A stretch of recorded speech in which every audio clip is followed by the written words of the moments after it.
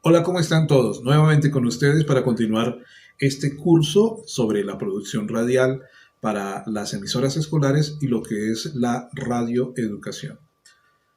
Bueno, pues en esta ocasión vamos a hablar de un elemento muy importante que es el que le da la magia a la radio y es el orden estructural de ella y está basado en unos elementos que son los que ponen el punto mágico, ¿no? El chiquiri chiquiri chafofo o el abracadabra en la radio para que pueda funcionar bien, es el que amalgama toda esta parte.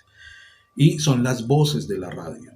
Algunos le llaman de otras formas, ¿no? El lenguaje de la radio, pero yo lo llamo las voces de la radio porque son voces realmente y porque tienen una forma de escucharse y porque cambian, varían, porque son las que le dan ese sentido y ponen la piel de gallina en ocasiones y ponen la expectativa siempre. Entonces, vamos con las voces de la radio. Se caracterizan las voces de la radio en tres.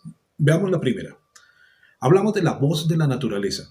¿Cuál es la voz de la naturaleza? Esa que encontramos como en el entorno que se desarrolla alrededor de las escenas donde nos encontramos, ¿no? Entonces, si estoy en la selva, pues tendré que escuchar los sonidos de la naturaleza de la selva, ¿sí? Son también conocidos como los efectos de sonido y se encuentran en ese entorno. Así que es importante esa parte de la voz de la naturaleza porque nos ubica un poco, nos da un contexto, nos podemos ubicar en el sitio. La radio también, en la radio, esta voz de la naturaleza eh, nos coloca en el contexto del dónde y el cuándo. Es decir, en un tiempo y también en qué sitio estamos, ¿no? No es lo mismo estar en la Cartagena de hoy a estar en la Cartagena de hace 200 años atrás. Es muy diferente y los sonidos cambian muchísimo, ¿no? Por eso es importante esos sonidos de la voz de la naturaleza.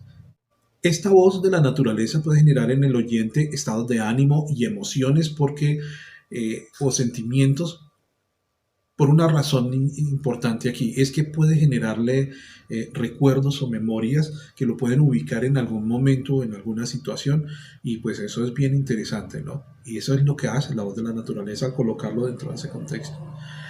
Y aunque en estos momentos, perdón, me coloco aquí las gafas, existe la facilidad de los efectos de sonido, porque existen bancos de efectos de sonido que usted consigue en la web de manera muy fácil, pues se recomienda que estos también eh, los puedan experimentar por ustedes mismos y por sus propios medios. Fácil, no necesitan sino un celular. La grabadora de sonidos del celular ya es más que suficiente, o un micrófono de solapa como el que tengo aquí puesto también puede funcionar con el celular y ahí ya tienen ustedes un equipo de grabación lo suficientemente bueno e interesante para poder grabar y captar los sonidos que hay en el entorno. Entonces, ¿y por qué es importante que los estudiantes exploren el ejercicio del sonido que existe para generar los contextos? Porque en ese proceso de explorar ellos van descubriendo cosas que en el aprendizaje son importantes, les ayuda a ubicarse, eso es hacer ciencia también, es conocer las ciencias desde ese interés de investigar, de querer explorar desde el sonido. También existe algo que me parece importantísimo, es la otra voz y es una voz muy emotiva. Yo la llamo que es la voz del corazón, esa melodía que se mueve, esa melodía que crea climas emotivos y que despierta esas sensaciones, esas emociones. La voz del corazón es eso, es la melodía, es esa música la que me identifica culturalmente y la que me ubica en el mundo o me ayuda también a identificar los personajes. Y esto aquí nos causa un poco de interés, ¿no? ¿Por qué? Porque es que la música culturalmente me puede ubicar. Si soy de la costa y en una acción radiofónica o en alguna escena de cualquier multimedia, eh, necesito el efecto del sonido. En una cumbia me puede referenciar a la costa caribe. Y entonces puede sonar una cumbia y, ya, es costeño, ¿sí? Y también ubica al personaje, le da un carácter, ¿no? Si es un villano, pues obviamente la música de misterio, la música también le va a caracterizar. La música hace en la imagen lo que haría el color, ¿sí? La psicología del color en la imagen hace lo mismo que ocurre la música en la radio. en los sonidos. Por eso es importante que la música, la voz del corazón se pueda escuchar y se pueda entender y se pueda interpretar.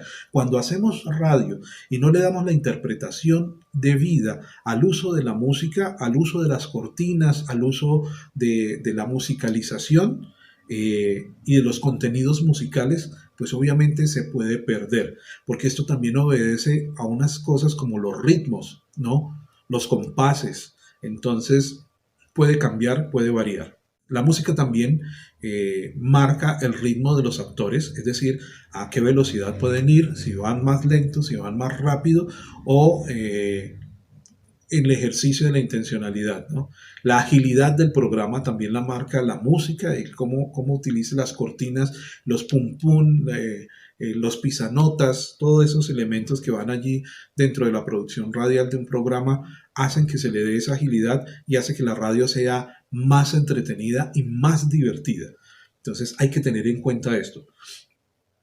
La voz del corazón, la música también ayuda a que el actor radial en su intencionalidad, cuando lee el guión, cuando se está estructurando ya el personaje, le ayuda a identificarlo y le ayuda también a que le pueda dar esa intención, ¿no? A que pase en los procesos emocionales, ¿no? De la tristeza a la alegría, del llanto a la felicidad, cosas así por el estilo. Entonces eso ayuda a los personajes también y ayuda a esa intencionalidad de los textos. Recordemos que como no nos ven, necesitamos generar en el oído y en la mente de la persona que nos está escuchando un recurso valioso para que la mente se aflore, y la música hace eso. El sonido del corazón o la voz del corazón hace justamente eso. La música o la voz del corazón también evita los baches. Esos silencios no deseados también los evita la música. Entonces, en la radio, un bache, en la radio comercial, un bache, un silencio, cuesta dinero, cuesta bastante plata el poder, el que se tenga ese bache. Cuando el silencio está bien hecho, bien, pero cuando no, cuando es causado por un error, bien sea técnico o bien sea humano, es peligroso. Entonces la mejor manera de cubrir un bache es la música. Y también la música conecta con la audiencia, genera ese vínculo. La tercera voz es la voz de la razón. ¿Cuál es esa voz de la razón? Y está entendida como la voz que es hablada, ¿no? De hecho, ahorita hay emisoras que se especializan y son emisoras habladas única y exclusivamente. Un ejemplo, la W es una emisora hablada y se conoce como eso. Entonces, la voz de la razón es eso, es la voz. La razón es esa voz pensada, es la que producimos los actores radiales, los locutores o quien está detrás del micrófono para poder expresar las cosas. Y nos permite justamente informarnos, conversar, expresar y también identificar lo que pensamos. Por eso es tan importante esa voz de la razón. La palabra hablada, escrita también en un guión, esta misma palabra, nos permite justamente dar vida a los personajes y a los parlamentos que se requieren en la radio. Por eso es tan importante la voz de la razón dentro del proceso de la radio y produce también esa misma magia, ¿no?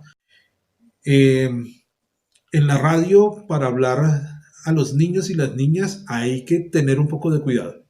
Y esto por experiencia. ¿Por qué? Debemos entender que para hablarles a ellos, los jóvenes no necesitan, ni los niños ni las niñas, palabras rebuscadas. A veces creemos que como son pequeños necesitamos rebuscar las cosas o argumentar de más para que ellos nos puedan entender. Y eso nos lleva a cometer el siguiente error, y es expresarnos como si ellos no entendieran. Y resulta que los niños, las niñas y los jóvenes entienden más de lo que usted y yo nos imaginamos. Por eso es que es importante el poder diagnosticar, porque este diagnóstico también nos va a decir, hombre, ¿cuál es el perfil de mi oyente? ¿Cuál es el perfil de ese niño, de esa niña que nosotros creemos que no nos escucha? O que nosotros pensamos que no nos entiende y resulta que nos está entendiendo de más. Entonces, para ello es importante que estemos muy pendientes de que ellos no necesitan palabras rebuscadas. Vuelvo a un tema que mencionaba anteriormente, lenguaje claro. Ellos necesitan un lenguaje claro. A los niños no les gusta que les hablen, no, nada de esas cosas les gusta a los niños. A ellos les gusta que se les haga sentir personas que tienen un conocimiento, que tienen una razón y ellos tienen una lectura del entorno y del paisaje muy, muy respetable. Conozco niños y niñas que son, wow, tienen un discurso, tienen 5 o 6 añitos y ya tienen un discurso. Y muy elaborado, muy estructurado, ¿no? Y solamente parten de lo que ven, de su experiencia en su entorno más cercano, que es su casa, su familia, su papá, su mamá, sus hermanos, algunos amiguitos o familiares, y ellos parten de todo el paisaje que está allí, solamente con la observación, la observar y con el escuchar. El lenguaje claro es indispensable. Y quienes hacemos la radio, pues no somos expertos, y eso también tenemos que entenderlo. Que usted profe, o usted estudiante, o usted padre de familia, o usted administrativo, cuando hacemos radio no somos expertos. Nosotros no somos los expertos. Nuestra función como realizadores en la radio, llámese en cualquiera de los elementos o escenarios que nos corresponda actuar, no somos expertos. Nosotros no somos los expertos. Los expertos son aquellas personas que invitamos a que nos acompañen en los procesos radiales. Por ejemplo, en una entrevista. Al entrevistado o el entrevistado, él sí es el experto. ¿Sí? Nuestra función es simplemente, dentro del ejercicio de la radio, traducir el lenguaje técnico o los tecnicismos para ayudar a que los demás obtengan su criterio, su opinión, ¿sí? De cómo pueden ellos crear sus propias experiencias, pero no influenciadas. Nosotros no influenciamos, nosotros generamos herramientas. Esa radio donde se influencia, esa radio donde se indica, esos medios donde se dan línea, eso no es apropiado, no es sano y mucho menos es una línea muy delgada dentro del ejercicio de la ética en la radio y que incluso puede permearse en la radio escolar y queremos evitar esto. Por lo mismo, las emisoras escolares y la radio escolar es para formar, para educar y para generar criterio, que los jóvenes aprendan a leer el entorno. ¿Sí? Que tengan una comprensión lectora, no solamente del libro, de un documento, sino del paisaje, de lo que está en todo su alrededor, de su territorio y las realidades que él vive. Eso es lo que nosotros pretendemos dentro del ejercicio de la radio y cuando se hace la radio escolar buscamos eso, que el lenguaje sea claro y que ellos puedan obtener su propio criterio. Por eso, si usted es docente y por más que sepa usted del tema, si usted no es el entrevistado, usted no entra a hacer análisis del asunto, usted entra a aclarar lo que la persona dijo por el tecnicismo que haya utilizado para que sea más claro para el estudiante. En eso ahí vamos bien, en esa línea. Por eso el tema de la voz de la razón es tan importante especificarla y en el actor radial en cualquiera de las funciones que tenga que realizar, sea como periodista, sea como control locutor, o sea como controlador, o sea como presentador, animador, todo esto ya en el orden que se le vaya dando, asimismo tendremos la oportunidad de entenderlo. Un vocabulario empático. Volvemos al tema de la empatía.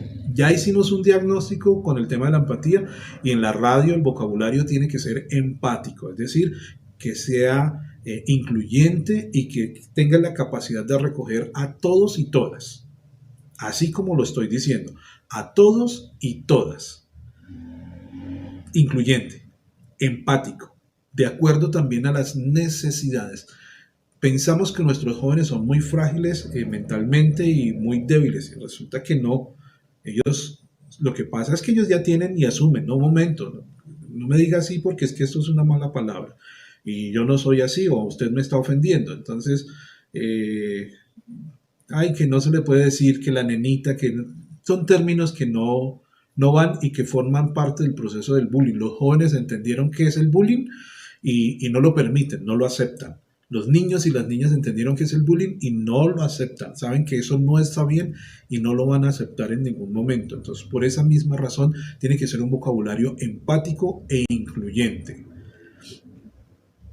Y lo otro es que debemos aprender a escuchar para retroalimentar. ¿Recuerdan cuando mencioné anteriormente de que nosotros no somos expertos? Justamente es eso. Necesitamos aprender a escuchar para retroalimentar. Y en esa retroalimentar ayudamos a entender las temáticas, lo que dice el experto, esos tecnicismos. Por eso es que es importante esa parte. Y este es un atributo. El aprender a escuchar es un atributo que debemos todos desarrollar. Es importante también con la voz de la razón aprovechar la riqueza de nuestro lenguaje. No lo digo yo solamente, lo dice David Sánchez Juliao, periodista y también escritor, lo dice Juan Gosaín, lo dice Gabriel García Márquez. Tenemos una riqueza en nuestro lenguaje que es única y tenemos que aprovechar esa riqueza.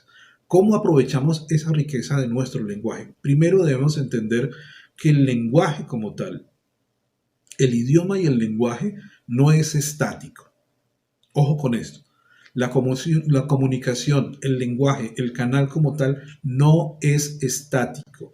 Evoluciona como todo, porque la comunicación, el lenguaje, ¿sí?, es intrínseco, es nuestro, es propio del ser humano, ¿sí? Y como tal evoluciona con nosotros, se adapta también y evoluciona. Entonces, tengamos esto en cuenta, que el lenguaje evoluciona. Gústenos o no nos guste, el lenguaje tiene un proceso evolutivo. Pero hay que entender también que el lenguaje, al cambiar y al no ser estático, y puede que no nos guste, hay que entenderlo. Entonces, las redes sociales nos llevaron a utilizar un lenguaje que forma parte del proceso evolutivo. ¿Como cuál? Como las siglas. Entonces, TBT, los hashtags, los arroba y los numeral, forman parte de un lenguaje, que va de la mano del proceso evolutivo de acuerdo a las técnicas o a la tecnología que estamos utilizando. El tema de género también es un lenguaje que evoluciona y hay que entender también el lenguaje desde un ejercicio o como una herramienta para el ejercicio político, es decir, ese donde usted y yo nos sentamos y compartimos. Cuando nos sentamos a hablar, estamos compartiendo, y cuando compartimos al hablar, al colocar nuestras diferencias, eso es política. Lo pueden llamar de cualquier forma como ustedes quieran, y algunos pueden negarse a eso, pero eso es política. Y dentro de la política también hay un ejercicio de derecho. Y el lenguaje de género también evoluciona también desde esa parte. Ojo, las gramáticas son importantes. Sin embargo, la gramática de la mano del lenguaje también evoluciona. Por eso la RAE tiene que adaptarse y tiene que ir evolucionando. Y a cada rato estamos colocando nuevos términos dentro del lenguaje, como el abudinear. Ese es un nuevo verbo, ¿no? Entonces, ya lo colocaron ahí. Forma parte de ese paisaje. Y hablamos de muchas maneras, ¿no? Por ejemplo, el meme es una forma de hablar, es una forma de lenguaje. Y algunos hablan en meme, utilizan la fotografía y ese es un lenguaje. Y hay que entenderlo y forma parte del proceso evolutivo. El postear también forma parte, el cómo hacerlo forma parte de ese proceso de lenguaje. Entonces, entendamos que el lenguaje, el idioma o los idiomas, que la comunicación como tal, son procesos evolutivos que nacen y que van con nosotros. Yo no puedo determinar que esto no avance o que se quede, no, que los tecnicismos, no, todos los tecnicismos van a haber porque los tecnicismos son necesarios para la definición de las conceptualizaciones de expertos. Entonces, todo eso evoluciona con los temas del lenguaje. Y tenemos que ir también a la vanguardia con eso. Y también forma parte del respeto. ¿Sí? Si yo hablo de hablar lenguaje claro y tengo esa parte, eso forma parte también del respeto, de la inclusión. Ojo con eso, profes, porque suele incluso en las redes maltratar de muchas maneras y de muchas formas. En la radio no podemos cometer esos errores. A eso le llamamos línea. Si yo me voy a hacer radio, a tirar línea con el tema del lenguaje, con un tema político, con un tema cultural, con un tema social, con cualquier situación, ya estoy perdiendo el objetivo de hacer la radio o la comunicación. Y ojo con eso, hay que tener mucho cuidado con esa parte. El lenguaje debe ser incluyente, aprovechando las expresiones regionales, recuperando la tradición oral, y la tradición cultural. Así debe ser el lenguaje. A veces decimos, es que el campesino habla feo. No, el campesino no habla feo. El campesino habla, si hablamos del campesino de hace 50, 60 años atrás, habla como aprendió el idioma de sus abuelos, de su tradición oral y así mismo. Y hay que entender que todo esto cambia, ¿no? Y es cultural, no es lo mismo y hay que entenderlo de muchas maneras. En la costa, las lucas y las barras equivalen a moneda. Como en La Guajira el chivo equivale a la moneda, porque forma parte de una cultura, porque forma parte que fueron arraigando y que el lenguaje también fue evolucionando allí y ahí se arraigó y ahí se quedó. Como para nosotros aquí, ¿cuánto cuesta? O ¿cuánto me vale? O regáleme, el regáleme forma parte ahora del vocabulario popular de todo el mundo. Cuando vamos y comprar, no decimos véndame, sino regáleme tal cuestión, o forma parte de eso, ¿no? Entonces, ojo, y esta es la oportunidad de recoger y de recuperar la tradición oral de esos abuelos, de esos campesinos que hablan bien. Hay un documental de Juan Gosaín sobre el tema de los términos de los campesinos, de cómo es que ellos recibieron el lenguaje y cómo lo han venido transformando en un proceso incluyente y cómo lo hablaban y cómo es el verdadero español que aprendimos de nuestros ancestros españoles y cómo se ha venido transformando. Es espectacular, se lo recomiendo. Voy a ver si lo encuentro y se los copio para que ustedes lo tengan también al finalizar el curso, para que puedan ver ese documental que lo hace justamente el maestro Juan Gosaín. Es importante, dentro de los procesos de la voz de la razón, evitar que los niños y las niñas se sientan inferiores. Y cometemos mucho ese error en la radio y en nuestra cotidianidad. Y hacerles sentir inferiores hace referencia a que usamos demasiados diminutivos, ¿no? Entonces el papito, mamita, usamos el Juanito o el Jaimito, como me llamo yo, Jaimito, o en una persona ya adulta como yo, vaya y venga. Pero en un niño, en una niña o en un adolescente que se les coloque diminutivos, los estamos degradando. A ellos no les gusta que se les llame por diminutivos. Entonces, eso no les fascina a ellos, como tampoco les gustan las imitaciones. No les gusta que se les imite o que se les remede, para nada. Y si queremos perder una audiencia, simplemente haga eso. Además que ellos son expertos en descubrir el tema también del engaño. Y así como ellos son expertos en eso, también son exquisitos en cuanto a las actuaciones. Ellos saben cuando una actuación es buena y cuando una actuación es mala. Y hay que entenderlo también de esa manera. Hace poco escuchaba un meme para poder tener un ejemplo de esto, donde decía una profesora de Guatemala, creo, que el niño, cuando usted le dice, el niño o la niña, cuando usted le dice, se le cayó el diente, tiene que meterlo debajo de la almohada para que el ratón Pérez le deje una moneda, él se lo cree. Que si usted le dice al niño, no, es que esos regalos que están debajo del árbol de Navidad se los trajo Santa Claus, él se lo cree. Él cree que Santa Claus le lleva los regalos, que Papá Noel le lleva los regalos. Pero si usted le dice a un niño que es tonto, que es un tontito, que es un perezosito, él también se lo cree. Así se lo diga en diminutivo. Peor todavía. Entonces, mire la capacidad que el niño tiene de creer y de absorber y de creerse. Lo que usted le dice, él lo comprende, pero también descubre la realidad de las mentiras y dentro de su realidad sabe que cuándo le están mintiendo y cuándo no, y cuándo está bien y cuándo está mal. Así que ojo con eso. Esa es una línea muy delgadita que solemos nosotros, muy delgada, que solemos nosotros romper o cruzar y podemos afectar a nuestros niños y menores. Hay que tener mucho cuidado con eso. Y hay otro elemento que es muy puntual. Una cosa es el lenguaje vulgar y otra cosa son las groserías. Y otra cosa es el doble sentido. ¿Qué pasa con cada uno? El lenguaje vulgar es un lenguaje chabacán que se utiliza muy frecuentemente en los temas de humor. La grosería, las palabras groseras que son ofensivas o que llevan una acotación sobre una frase, un párrafo o una situación puntual, pueden incluso llegar dentro de la gramática española a ser bien utilizadas y las encontramos dentro de varias lecturas o libros de varios autores, ¿no? Pero utilizarlas dentro del medio de comunicación o cualquiera que sea el medio, especialmente en la radio, sí deja que desear. Y en el lenguaje claro, hay que tener mucho cuidado con eso, porque el lenguaje claro no es grosero, no es para nada grosero.